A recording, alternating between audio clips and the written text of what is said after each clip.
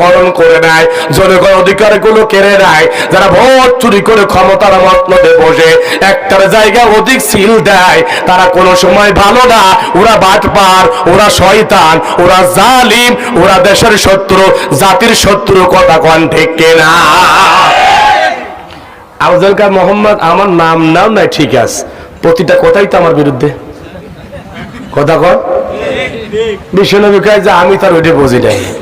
কয় তুমি বলেছো বিচার ফাইসলা হে, আমি আমার লোক গুলারে ঢোকায় দিয়ে যত অপরাধ করো সারা নিয়ে আসি, আর তোমার কর্মী গুলারে ভালো ভালো ঢোকায় দিয়ে যুদ্ধ অপরাধের মামলা, রাজাকারের মামলা, দেশদ্রোহের মামলা ঢোকায় দিই। কথা কন ঠিক কিনা?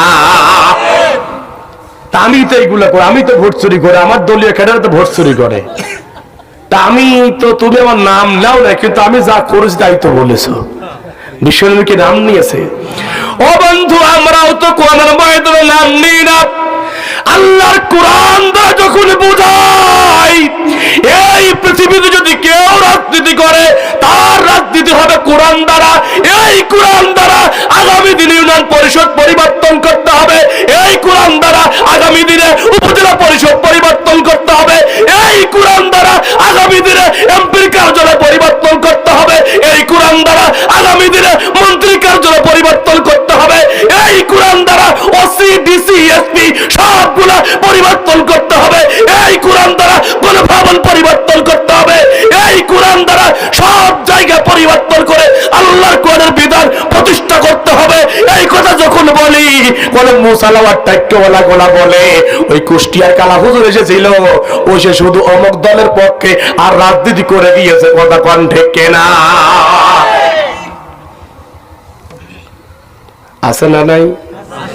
নামাজের কথা বললে কোনো সমস্যা নাই, রোজার কথা বললে কোনো সমস্যা নাই, যাকাতের কথা বললে কোনো সমস্যা নাই, হজের কথা বললে কোনো সমস্যা নাই, দান সাধ্যের কথা বললে কোনো সমস্যা নাই।